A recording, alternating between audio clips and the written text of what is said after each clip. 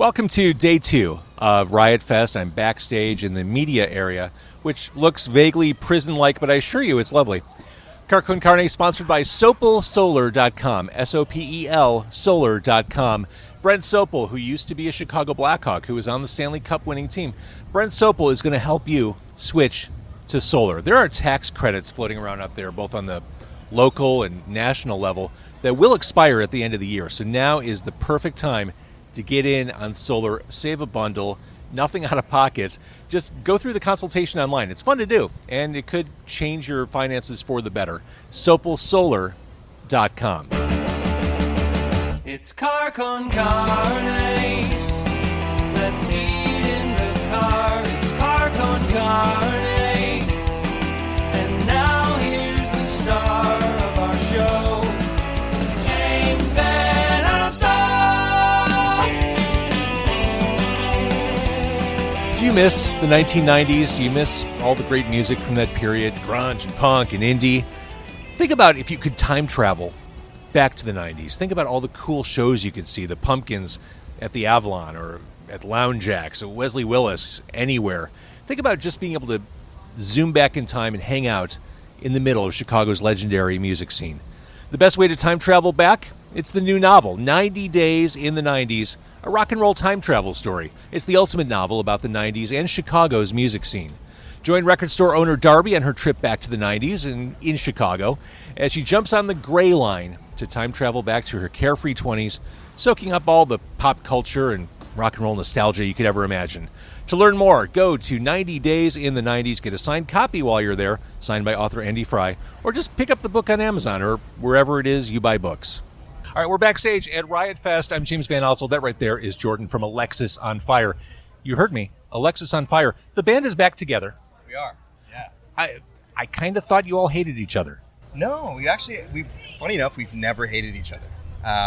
We just kind of blew it out. We had too much for too short of a time. Someone told me the other day, we've been doing some smaller club shows here in the States, and we were in Cleveland the other night, and someone found a stat, one of the fans, that said we had done close to 300 shows in 1 year. That's exhausting. That's the way to break up a band. So I think for us, it was more so just sheer exhaustion of trying to keep all that going. And when we split, it was fairly amicable. Like, there was some ruffles here that we were kind of like obviously upset about it, but at the same time, it needed to happen. It was the right thing to do at that time. And then obviously after that, we all kind of ventured out and did our own things for many years. Most notably, Dallas was City Color, and I ended up joining Billy Talent for like 6 years and writing and recording 2 records with them.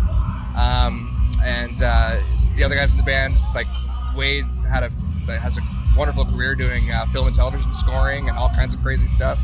And the other guys do Steele and George are busy; they have actual careers. So it's like it was something that needed to happen. However, if we've kind of been toying with writing and playing music together again since about 2015, I think it was.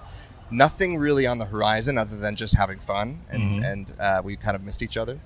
And then that's adorable. It is. It's true. We really do like each other. And then we kind of got to a point after writing and releasing just a couple of songs, just kind of when we had spare time from our other projects, we would release those. And then it's kind of like, okay, well, this is fun, but can we do more? And it didn't look like we could. And then lo and behold,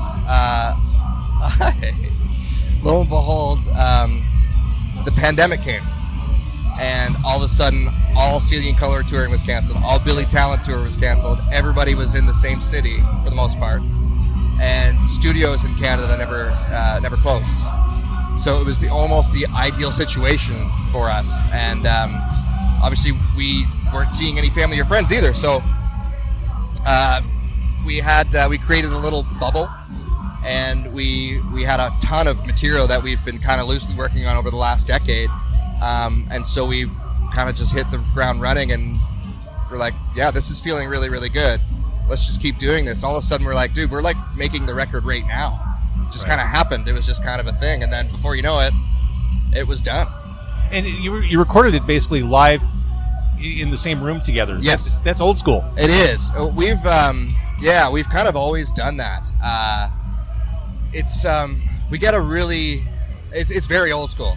Like most bands don't do that. No. Like when I did stuff for Billy Talent, it's like 2 weeks of drums in its own drum studio, and it's like, playing with nobody but tracks, right? So it's like a very different way of doing things. But with us, it's kind of, I don't know, we're kind of hippies. So it's like, we like to kind of really feel the music and feel each other's kind of vibes and kind of really take and give the feeling to each other. Like there's something special about jamming in a room with your pals. There's something you can't recreate that, and we had the ability to do that. So why not?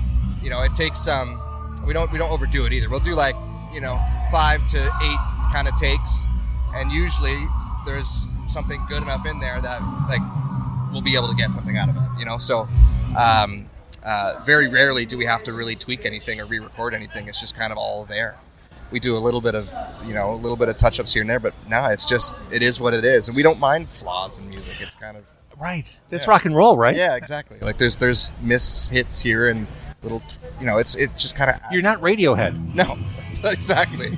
We like it. It's like the music we grew up listening to had flaws, and that's okay. That's what makes it organic. I think. Yes, and the result is otherness. It is. So, was there any pressure self-imposed on first full length in what was it, 12, 13 years? Pressure? I wouldn't say so. No, I would think that for us, it's kind of one of those things where it's like, we know what we like, and we just hope that people gravitate towards it. But if they don't, that's okay too. It's all right.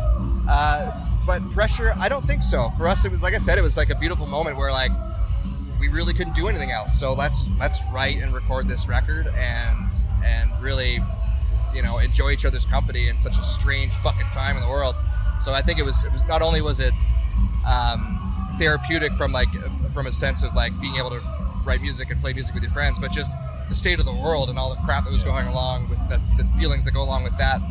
It also kind of helped us get through that as well. So it was pressure for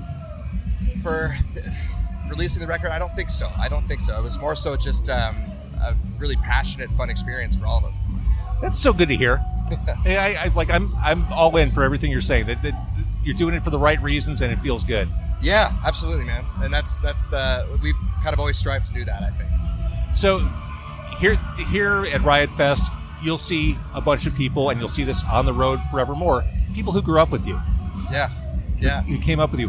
What's your relationship like? You as the band. What was the last part? What's your relationship with your fans? It's good. I think for us, we've got this niche fan base that sticks with us, and it's almost like I don't know. We've found people following us to these last few shows all over the Midwest and stuff. We're like, wow, that's really awesome. Crazy. It's awesome. And like I said, we're kind of hippies, so it's kind of like I almost feel like we've got this strange kind of Grateful Dead fan base where it's we're not nearly on that level, but just kind of the people that like it really like it, and in turn we love them too. We love them for it. So it's So you're not like the Dead. I was going to do mushrooms before I saw your set today. Don't do that? No. Well, I mean, I think the audience would have a great time if they did, but no, we don't do that, no. All right, Alexisonfire is back. Back, I say. Back and happy and in a good headspace and making awesome music. It's great to see you, man.